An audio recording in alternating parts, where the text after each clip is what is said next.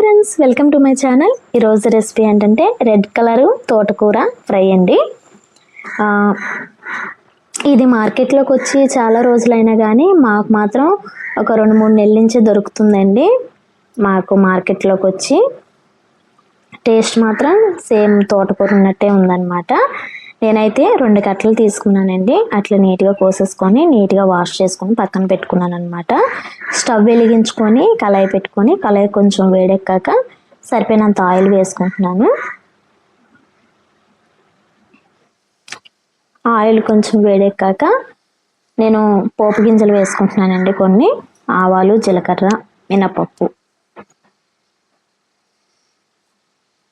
ఈ చిట్పట్లు అన్నాక అల్లం వెల్లుల్లి పేస్ట్ నేను ఇందులో యాడ్ చేసుకోవట్లేనండి. వెల్లుల్లిపాయలు కచ్చపచ్చగా దంచుకొని ఒక 5-6 తీసుకున్నానండి.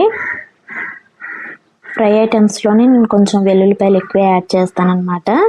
టేస్ట్ బాగుంటుంది, స్మెల్ కూడా బాగుంటుంది అని కాన్సెప్ట్తోని ఒక పెద్ద ఉల్లిపాయ ఉంటుంది కదండి, వాటిలో ఇలా పొడుగుగా కోసేసుకొని ముక్కలు అందులో వేసేసుకున్నాను.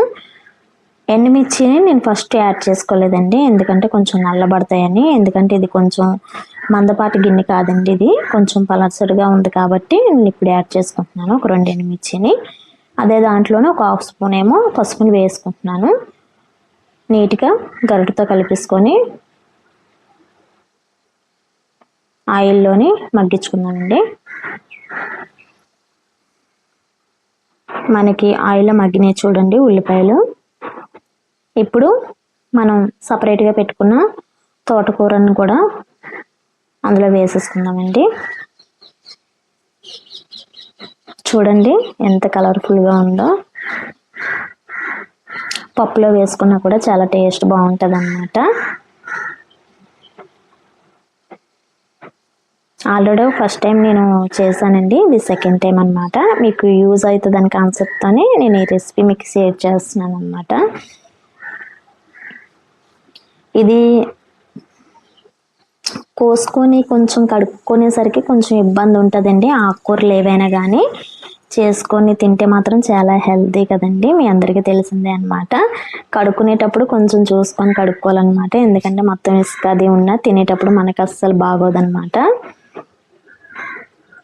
ఓపిక చేసుకొని నీట్గా కడిగేసుకొని ఈ ఆకంతా ఇందులో వేసేసుకున్నాం కదండి. మొత్తం మనం వేసుకున్న ఉల్లిపాయలు ఇవన్నీ తాలింపు అంతా మొత్తం తిరగేసుకొని మొత్తం నీట్గా గరిటతో మొత్తం కలిపేసుకుందామండి. కలిపేసుకొని ఇందులోనే నేను సరిపోయినంత సాల్ట్ని కూడా వేసేసుకుంటున్నానండి.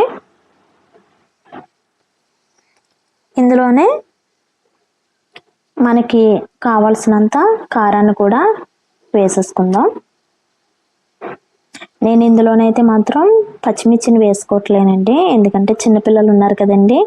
ఇది కూడా కొంచెం గ్రీన్ కలర్లోనే ఉంటుంది కాబట్టి ఆ పచ్చిమిర్చి కూడా అవే అట్లనే ఉంటాయి కాబట్టి కొంచెం తెలియదు కదండి, పిల్లలు ఏమైనా మళ్ళీ కారం అవుతుంది అనేసి నేను వేసుకోవట్లేను. వేసుకునే వాళ్ళు మాత్రం వేసుకోవచ్చు, ఇబ్బంది లేదండి. నాకు ఈ 2 ఎండుమిర్చి కారం అయితే మాత్రం పర్ఫెక్ట్గా సరిపోద్దండి ఈ వేపుడికి.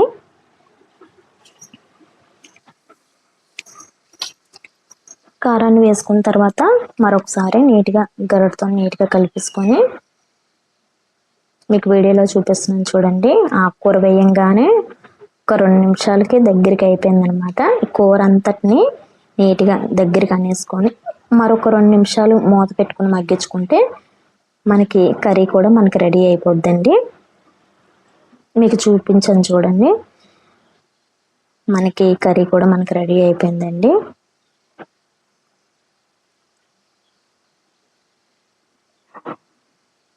ఉల్లిపాయలు, ఆకుకూర మొత్తం మగ్గిపోయింది అనమాట, నీట్గా ఉడికిపోయిందండి.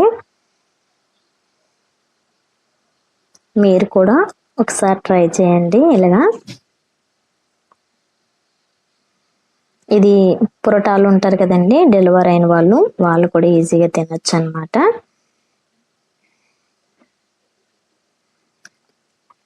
అంతేనండి, మనకి ఎంతో టేస్టీ అయిన తోటకూర ఫ్రై రెడీ. ఈ వీడియో మీకు నచ్చినట్లయితే ప్లీజ్ సబ్స్క్రైబ్ చేసి, షేర్ చేసి, లైక్ చేసి, కామెంట్ చేసి